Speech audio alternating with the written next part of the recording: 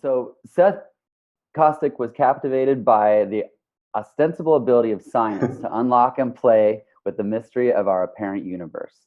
This fascination led to his pursuit of scientific inquiry at Georgetown University and the University of California, Berkeley, earning a PhD in molecular biology as a graduate student under principal investigator Dr. Eva Nogales.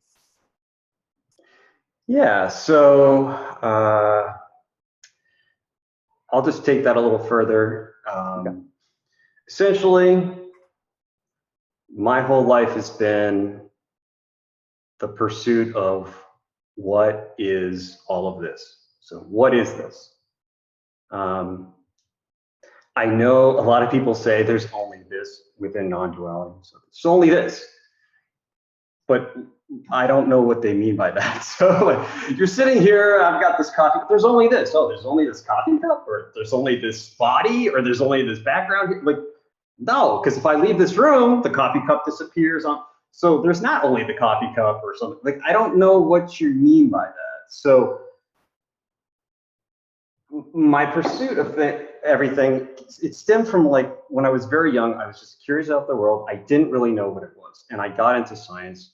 And that's sort of the way I ran with things. So in science, it's all based on material physicalism. Things are made out of atoms, molecules, and quarks, and they're all these physical material objects outside of consciousness. So this is the way I pursued everything. And it just turns out that if you pursue that far enough, you find out what all of this is. And it's God. That's the only thing that's here, is God. And because of the way that science is practicing and everything, saying that is totally insane to that field or the people that are practicing that. And God is also a very loaded word. So when I say God, I mean infinite. There is only the infinite, knowing being of consciousness. That's what's here. That's what all of this is. So now to go back to this, when I say this, what's here, and I think this is what, again, we're all sort of lost in this material physical paradigm. So we're not referring to the coffee cup or the surroundings or the body when we say there's only this here. We're referring to the knowing of the cup, the knowing of the body, the knowing of the thoughts. And then now, oh yeah, there's only this knowing. And I carry that anywhere I go. The coffee cup has disappeared, but the knowing that it's disappeared is still here. that this never goes away.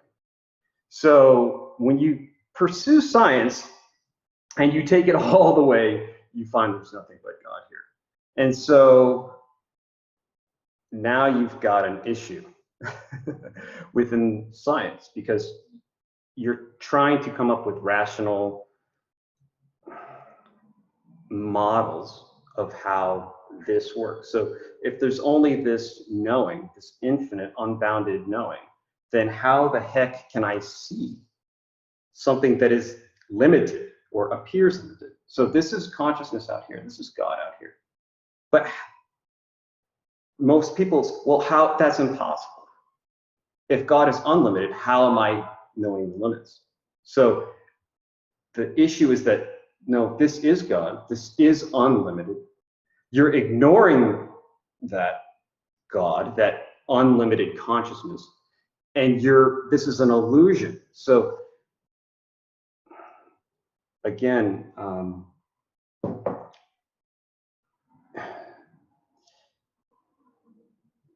illusion doesn't mean phantom or that it's not really there. It's really there. It's just that it's consciousness. You're misinterpreting it for a cup. And so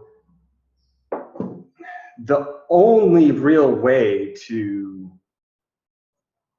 understand this is to awaken, is to know, is to be God knowingly, to know God as the infinite.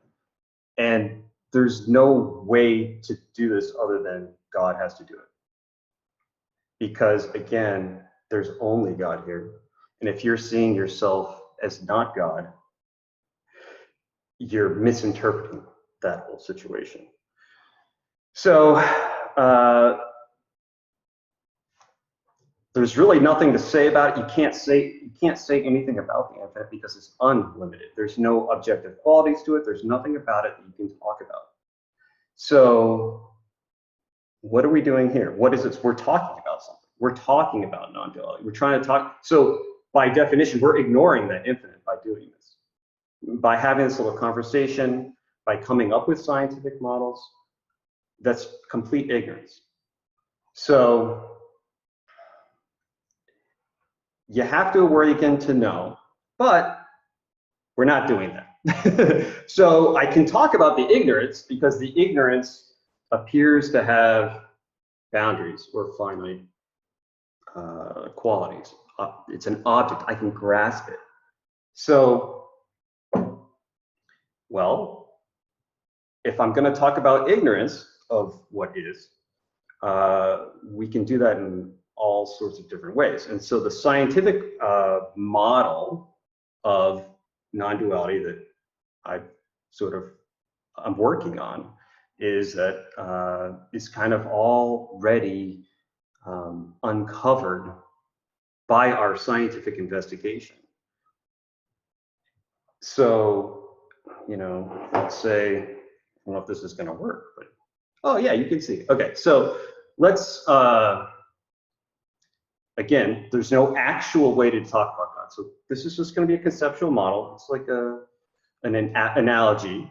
It's not actual, but again, we can't think about God or anything like that. So this is just a model. So you've got, let's just say God is this light, the light of knowing. And then that would mean you'd have to ignore SETH and everything around it and just pretend for a second that there's only this light. Okay, so there's only this infinite. So how can God produce the illusion of coffee cups and apparent things and thoughts and feelings? How can it do that? So what it has to do, because there's only God, there's only this knowing, it has to form concepts. And so here's an example of a concept. So it's a model. So a concept is, since there's only knowing, there's only God. So this is a concept. And sept, here's one sept, which is in Latin, it means take. And here's another take. So these takes arise mutually with each other, and they form a resulting concept. So you could never have one take without the other, because then there would be no vector. So what are these takes made of? Again, there's only God. So it's made of knowing. This take is made out of knowing that it's not this take in the orthogonal or 90-degree direction. So a concept, you've got God, and it's knowing a concept. And you can see, you're seeing God straight through there, right? The concept is transparent because it's only God. This concept is really the light. It's the same as the light. There's nothing to this. It's completely transparent.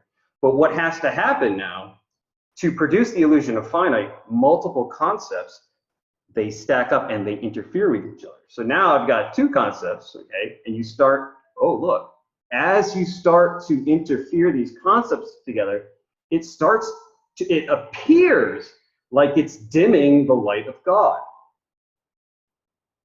Now I'm seeing an object, I'm seeing like a black triangle.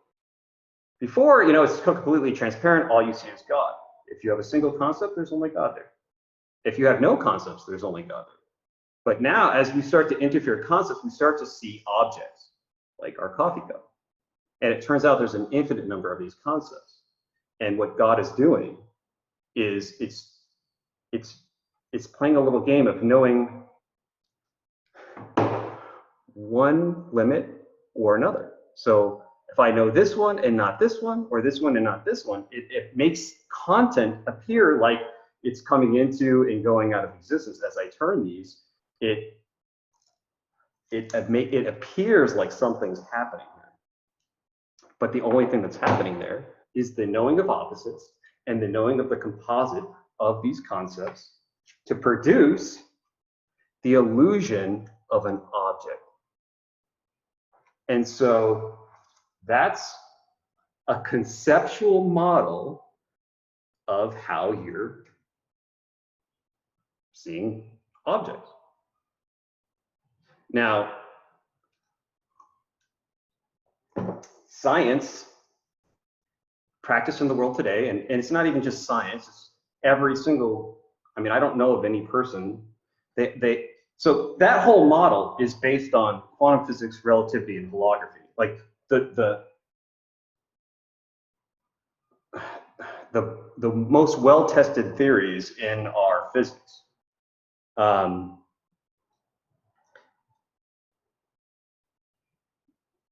Our society,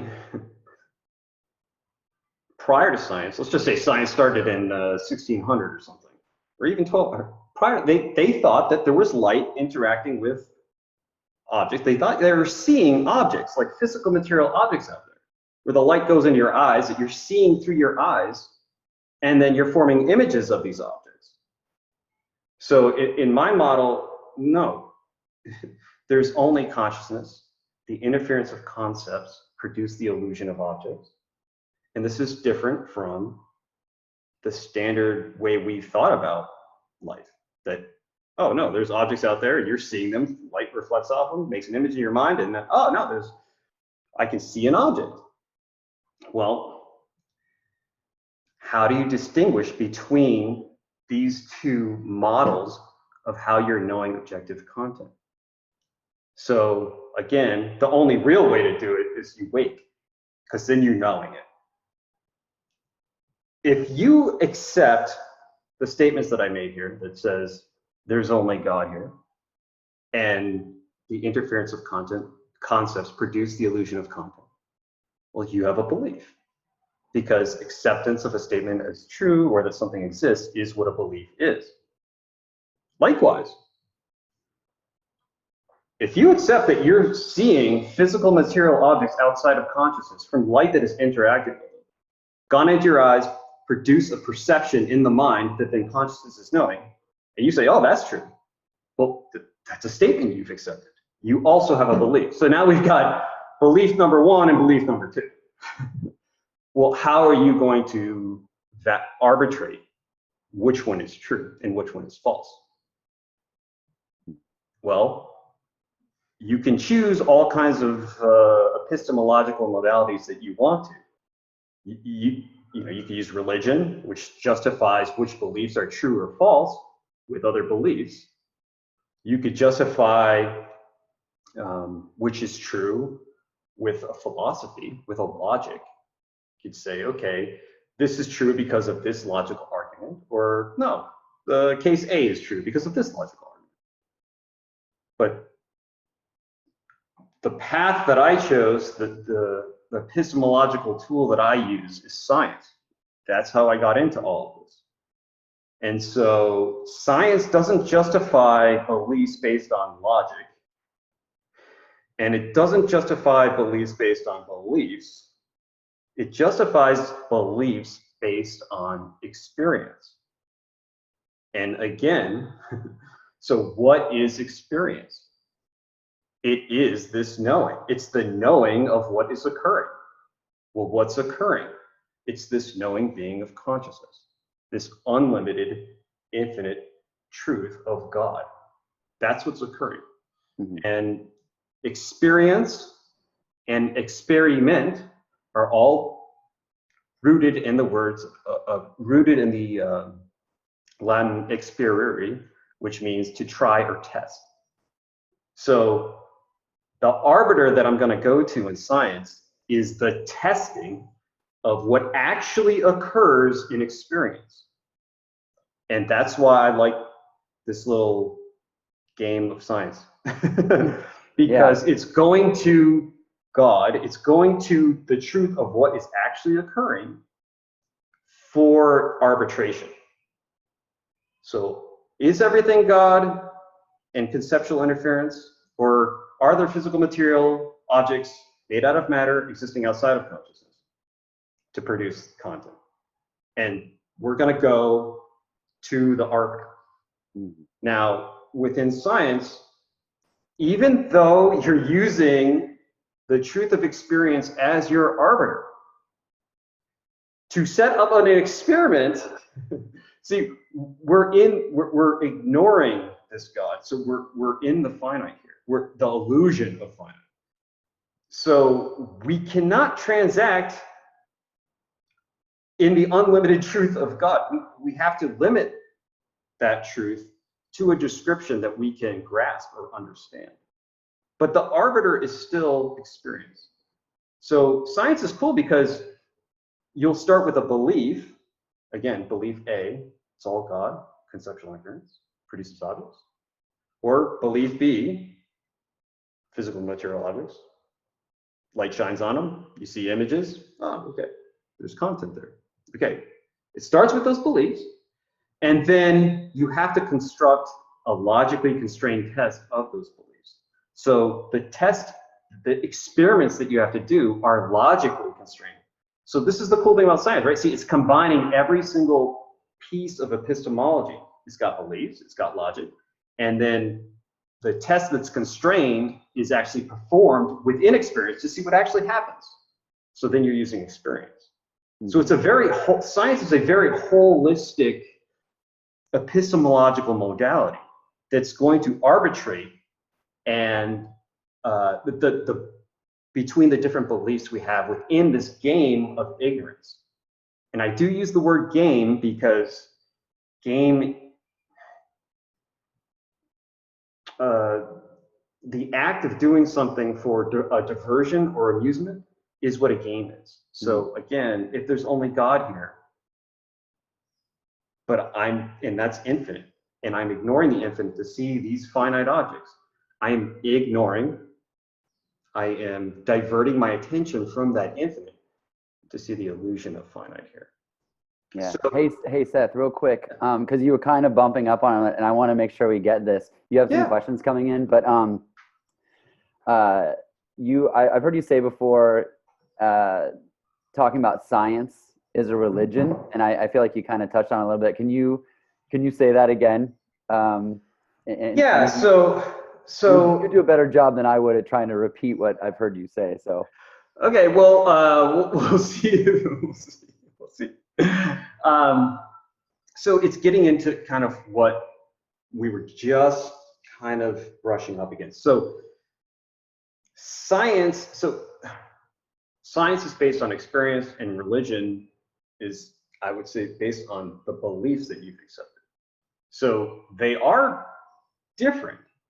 It's just that what seems to happen, we as God really gets lost in this illusion, and we take our beliefs to be facts and truths. And so facts and truths are conceptually true or false beliefs within a belief system, within a paradigm. The truth, the actual, is unlimited. It's absolute. So there are no complementary opposites. You know, it's not conceptually false or true. It's the truth is the totality. It's true, false. So what happens is you start out with all these beliefs. Oh, it's a physical world. There's matter and atoms and energy and things like that. You are taking you're mistaking those relative concepts for truth. You're taking yourself really seriously. You're setting up a relativistic true-false system as the absolute truth. Science tells you the absolute truth, and no, that's impossible. Those are concepts. It's conceptual. They're beliefs. So you perform science. You perform an experiment within science. You have a hypothesis or a belief. You perform science on it. You have to write down your findings. You have to describe it in terms of language. You are reading scientific papers. Well, accepting, if you read the scientific paper and you say, that's true, that's a belief. That's not truth. Again, go back to the definition of belief. It's the acceptance of a statement as true, or that something exists. So, oh, I accept this paper as true. Well, peer review is just 10 people accepting it as true. There's no, just because you have consensus is not truth. It's agreement. So just because we agree doesn't make it truth. It makes it conceptually true within this game. Okay, so this is just the issue with things, is that people they're not understanding what they're doing through the scientific process. They think they're finding absolute truth, or that there is some theory of everything out there that you could figure out, and you're done. You solved everything. No, it's not possible to have absolute truth limited to one of these concepts. So if this is true and this is false, well, true is made. It's literally made out of knowing that it's not false. So a conceptually true scientific statement is always ignoring this part of being. It's always ignoring this to create the illusion of an objective answer that you can grasp. There's a lot of ignorance. And so you may have heard of Gödel's incompleteness theorem. There is no possible way to have an answer that's finite, or that appears finite, that describes all of these, because I have to, in order to get this interference that appears like if we call our black triangle here an answer, right? In order to get that, I have to ignore these vertical conceptual limits or SETHs. Because if I don't ignore them, if I pay attention, well, now I don't have an answer. It's if I start paying attention to the infinite limit sets, they don't interfere. And so I no longer have an answer. And if you don't have an answer, you don't have a theory of everything. There's no possible way to limit the truth to a finite answer, because there is no actual finite here. It's infinite. So many scientists are just practicing a religion of science. And their religion is based in their world culture that they were brought up in. They believe that this is a physical material world with objects existing outside of consciousness prior to starting science. And then they take all of those beliefs, all that baggage, they carry it into their scientific pursuit. And they never question it, because to them it's absolute truth. That's a great point. Yeah, you can't question absolute. Well, do you have absolute truth? No, you have relativistic, conceptual, true-false statements. And this is the crux of the whole description of physics. See, to understand classical physics, quantum mechanics, statistical mechanics, etc., like our physics that is apparently describing this God, in order to understand that, you've got to understand metric geometry. You've got to understand which lies on top of bundles, which lies on top of Lie algebra, which lies on top of these calculus, and it keeps going down and going down, and then it lies on top of propositional logic. So all of this math is, you come right down to it. It's like, okay, what is all this math based on? Okay, these logic statements. So now you've got, for example, a logic statement that says P is not Q. Okay, you've got a logic statement. P is not Q. What is Q made of? Q is not P.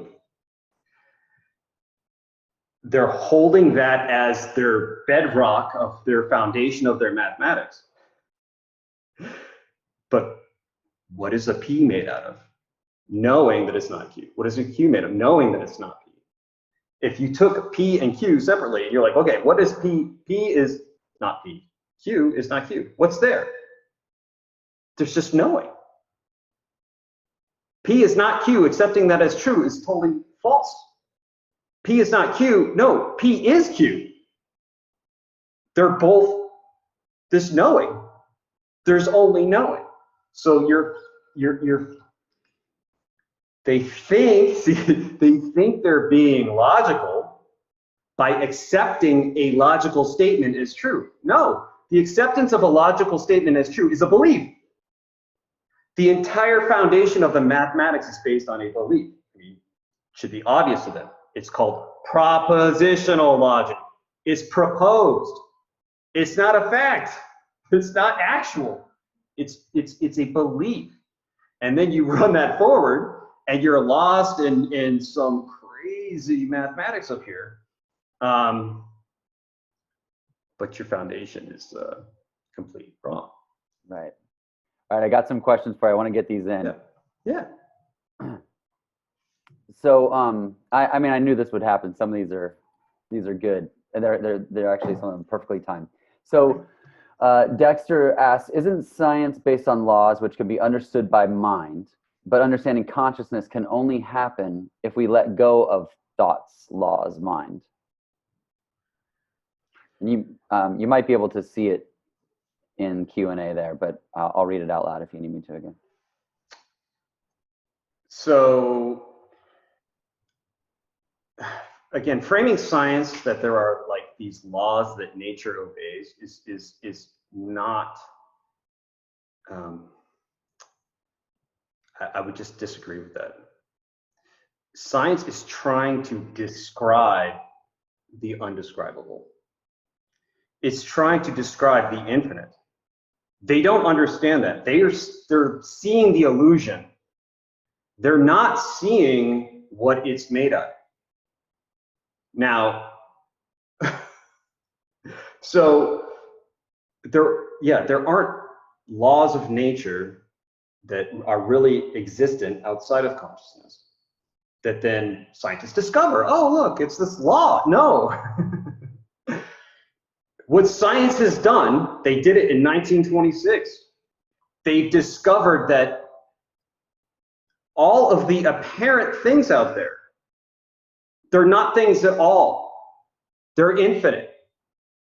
They don't know how to describe it, so they just call it infinite potential. Because they're so physically, materialistically brainwashed, and it's not them, it's God knowing. So it's God that's fooled itself. So God, as a scientist, is knowing so many of these limits that are saying this is physical and material. So they think like a photon is an object. No, the photon is a concept. There's no object here. What's objective by photon not equals photon? Or to make it easier, light dark. Light dark, what is that? Is it light? Is it dark? No, it's light dark. It's a superposition of light dark. That's what a photon is. So it's not an object. You can't grasp it. In order to see a photon, I have to ignore darkness, interfere it with something else, and now I get the illusion of a photon. I get an object. But the object that you're looking at is not a photon. When you shine light on a wall, right, you've got a light spot on the wall, right? That's not a photon. Or if you collect one with a film, you've got a film and you hit it with a photon. There's not a photon there. You've excited the material has gone into some other state and it leaves like a little black dot or something. Well, that black dot's not a photon. So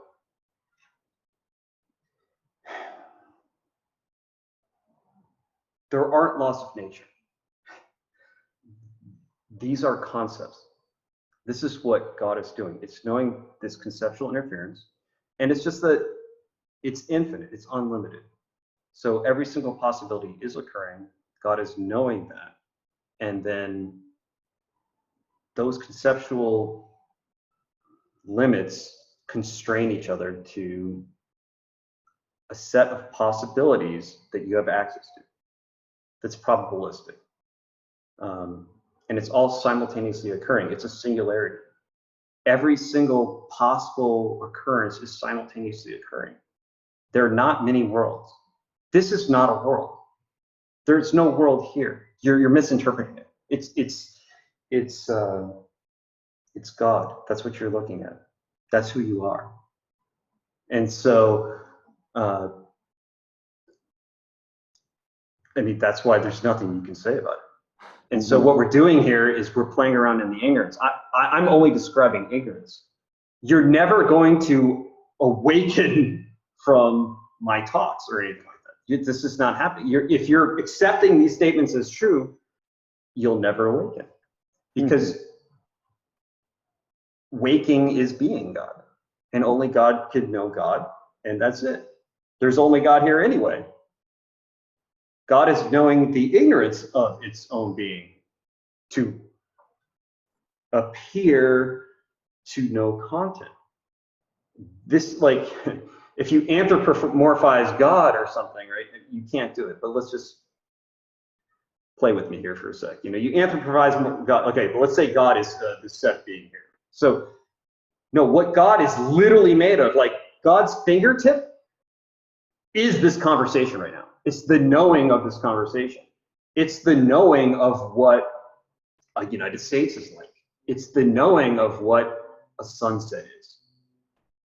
That's what God is literally made of. And since God is infinite, every single possibility has to occur. So this ignorance of God has to be part of God's being. So it's this perfection. It's I don't know if I answered the question, but no, that's great. I have a couple more. Yeah. And I just want to point out, I think I've told you this in the past, but I think that your phrase "knowing being" is such a potent pointer for as a description. But well, if you want to comment on that, you can. But I've got a question from Carla for you. Yeah, just super briefly. So God is I should say. You know, you would say, what is God? It's infinite. Well, it's all knowing. But if knowing is occurring, the occurrence is being, is what is. So this knowing being is it's a fusion of knowing being. But the reason why I use knowing being as two is because when God conceptualizes itself into the illusion of finite here, you could have the concept of knowing not equals knowing and being not equals being. They interfere with each other, and now you have the illusion of content that is made out of this infinite knowing being. So that's the only reason why I use them. That's good. So Carla's question is, hi, thank you for your explanation. How has this realization helped you on the human practical level? And then I had an awakening experience of unity consciousness where I felt physically that I was everything. There was no doubt that I was not there, only consciousness. But with time, this physical experience seemed to fade away. This is the reason I want to ask is this is a kind of a common question that comes up. There is this knowing now, though. So do you feel the world without separation always, or is it just an understanding? This is asleep. I am totally asleep here. This is complete ignorance. So no, I'm not awake.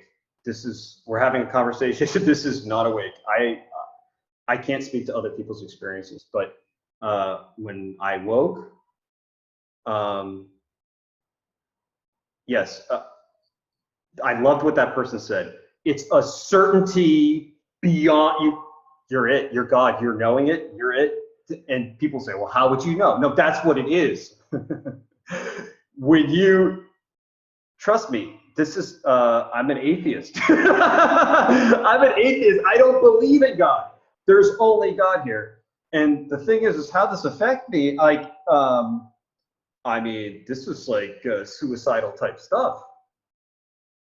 I mean,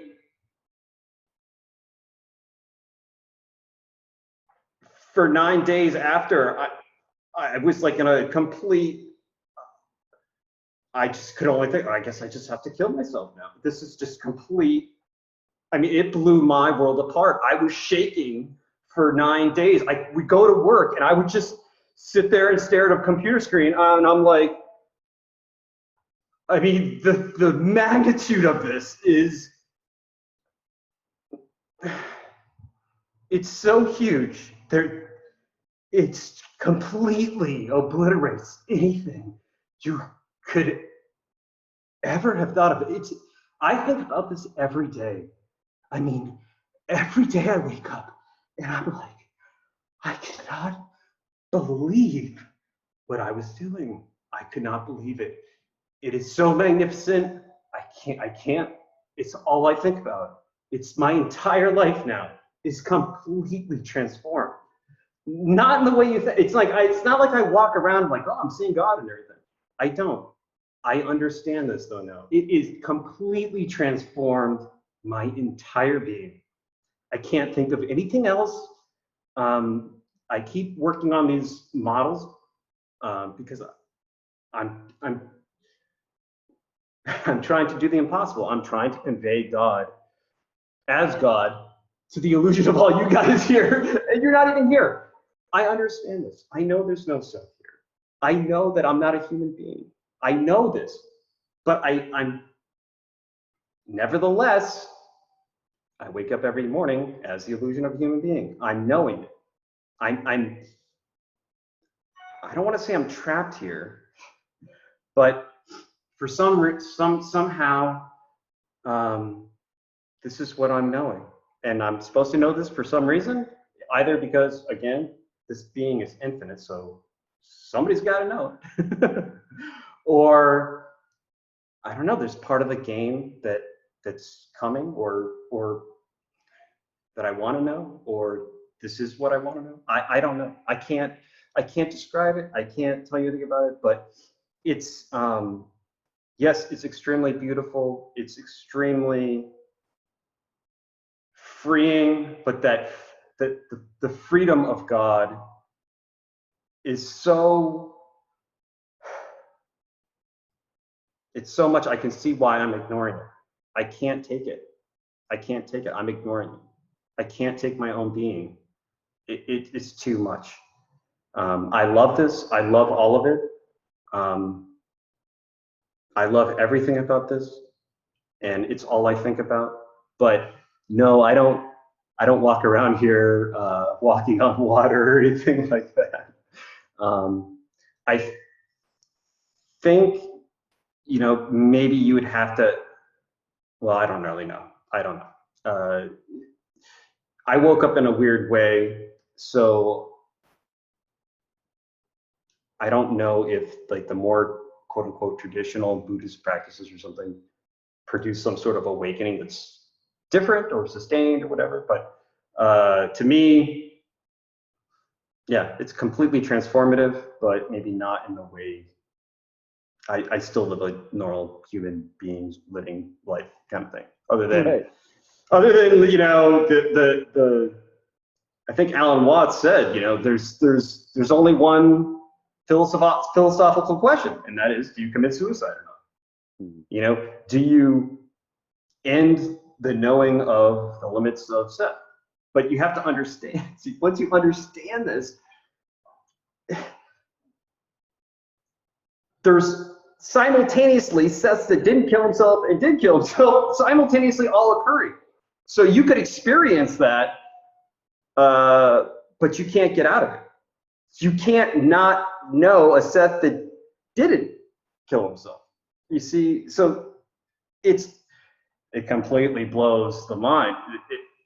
You know, you think, oh, I made this choice, and oh man, that set my life off into this. Well, don't worry. Your other choices occur. You're just not attending to it. You're attending to this choice and not this one.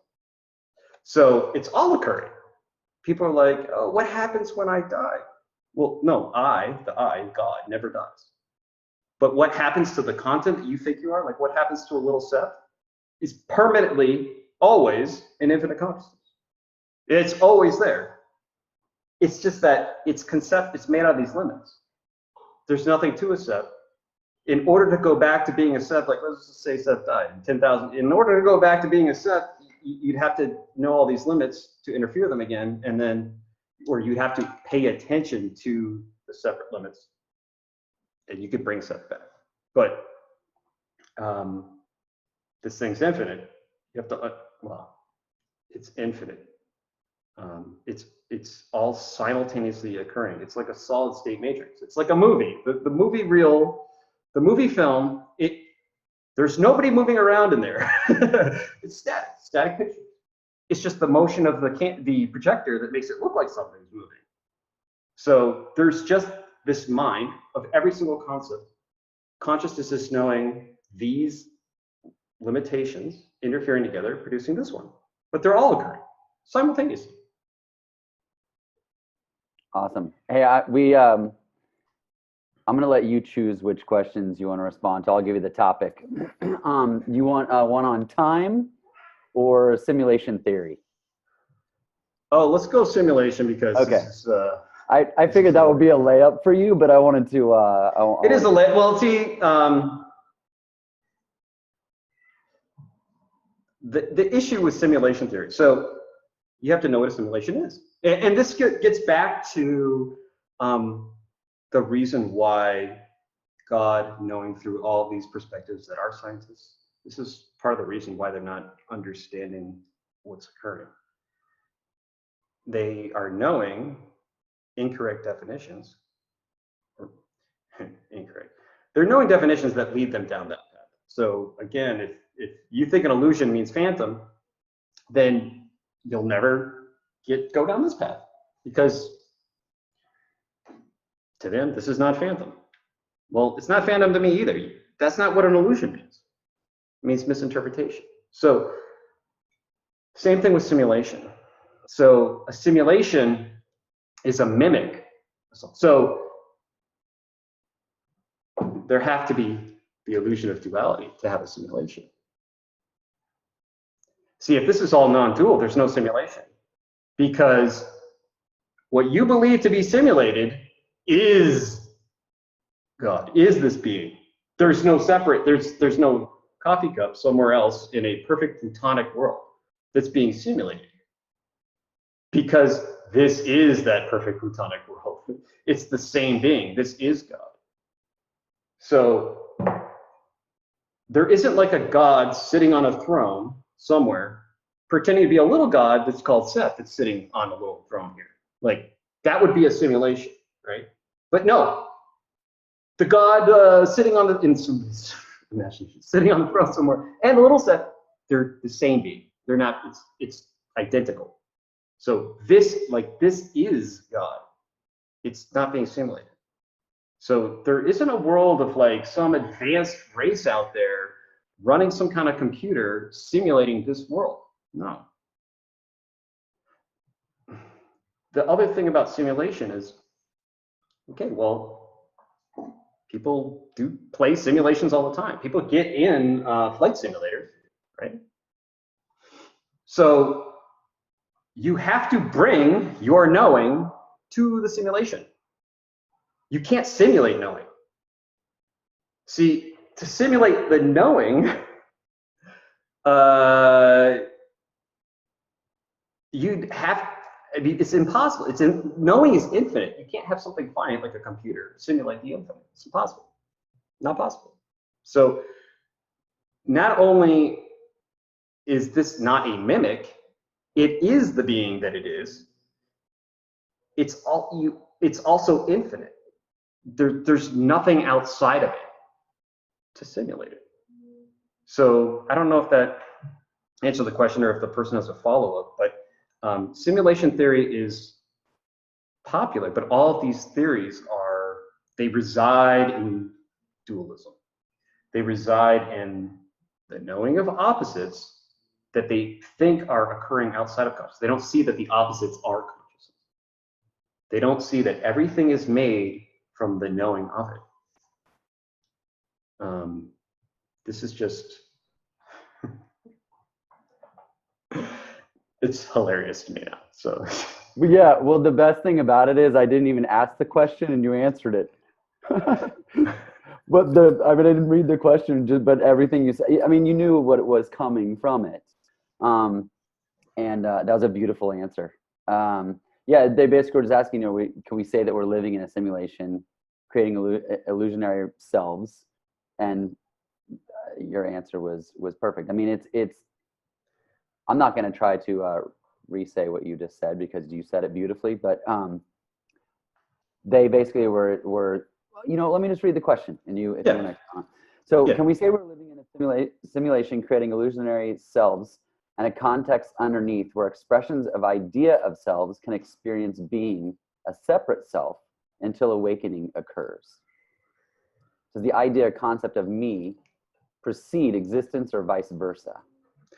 So again, there's nothing wrong with saying this is a simulation. You can say it. It's just, do you understand what you're saying?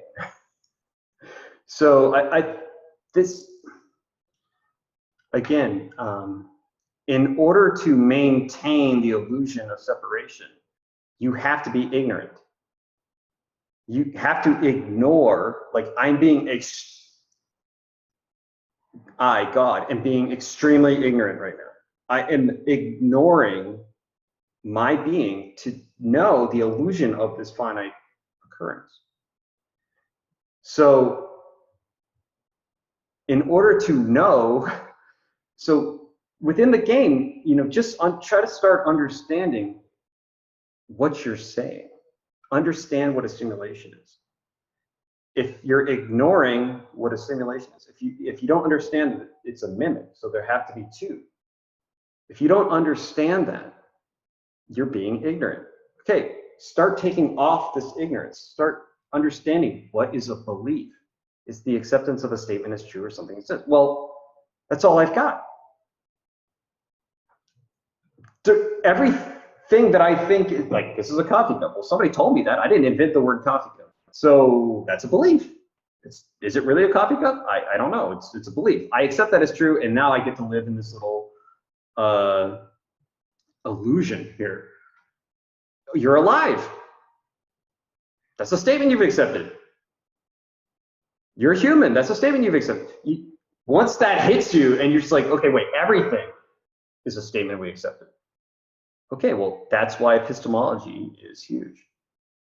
Because now you've got all beliefs. This is all beliefs here. And you're knowing the interaction of these beliefs in experience, or the stuff that you've assigned these beliefs to. So now science, religion, and philosophy are your arbiters. What's true and false in this game of ignorance? That's why there's religious wars and philosophical arguments and science, because that's why you put $40 billion into a particle accelerator. You're really trying to figure out what's true here. You're really trying to do it in the most creative and crazy ways. But belief, okay, now you start. So now you understand what belief is. You're starting to remove this ignorance within the game. And then that allows you to tease out all of the nuance and subtlety and magic of this game. The reason why it's a mystery, again, the reason why the mystery will never be solved, it will always be mysterious, is because to any finite word, a thought is finite. It has a beginning and an end. A word has a beginning and an end. It's limited. An image has a beginning and an end. This coffee cup has a beginning and an end. It has edges. In order to have any of that, you have to have conceptual interference, which by definition, the conceptual interference is creating the objects and the voids. This void here, the void defines the shape. So you have to ignore pieces of being. You think this is a nothing between, there's nothing there. You have to ignore your being to carve out the illusion of these images, of this physical of touch. You have to ignore.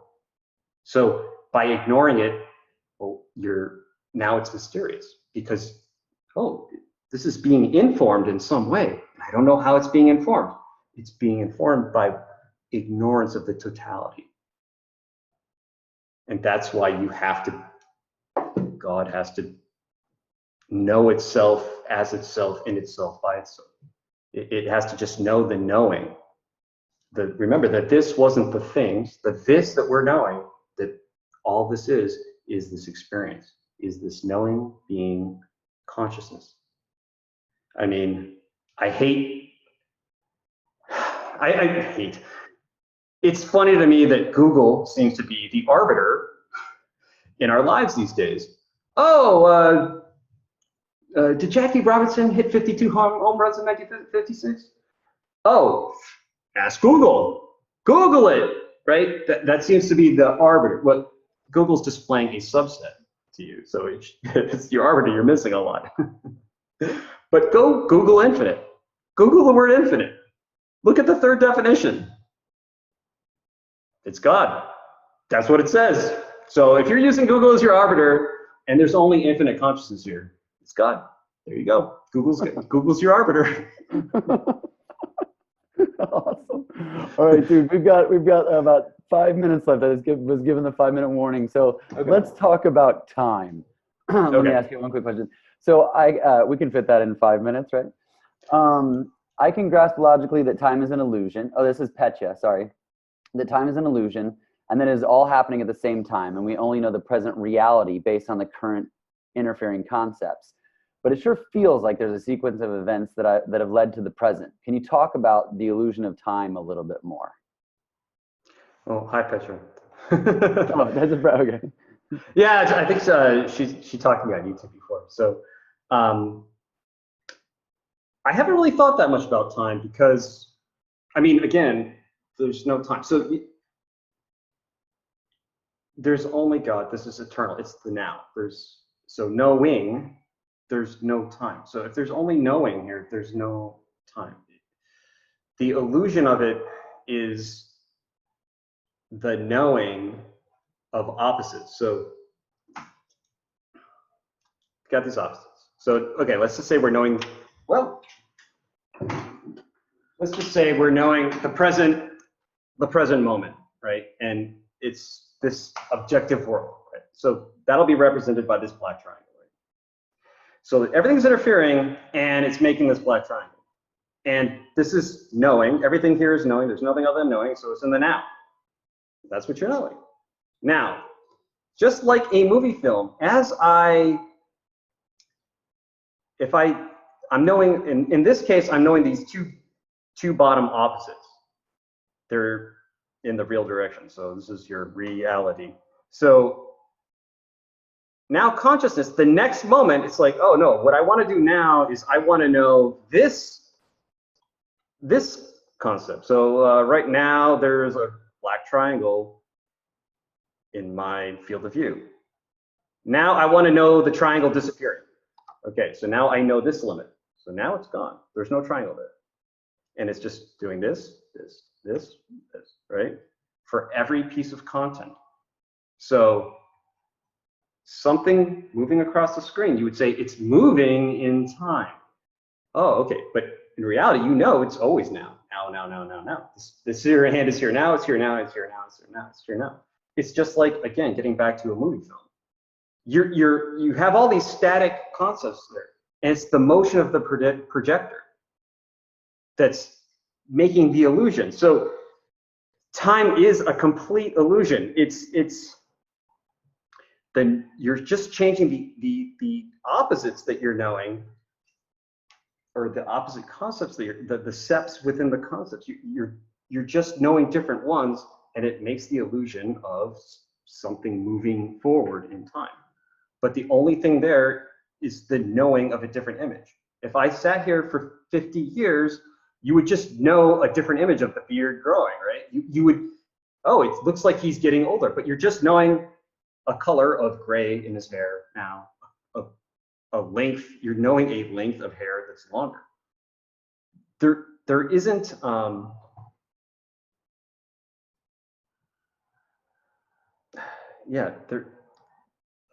it's just a complete illusion.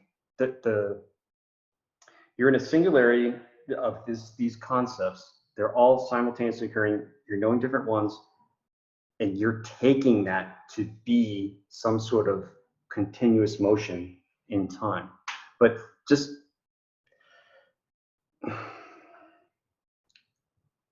yeah, I'd have to get a more satisfying answer, I'd have to spend some time on it.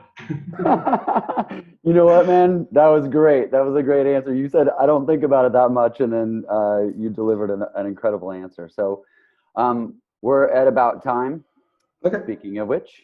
Which is now. Which is now. It's been that way all day. But people can find out more about you on your profiles. Anything that you want to just say about anything you have coming up, where people can find you?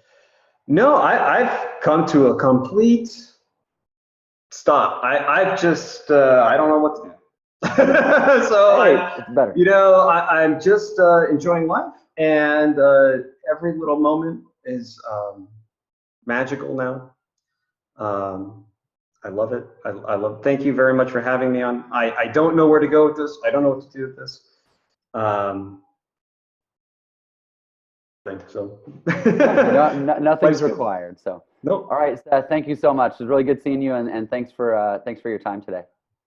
Thank you. All right, take care.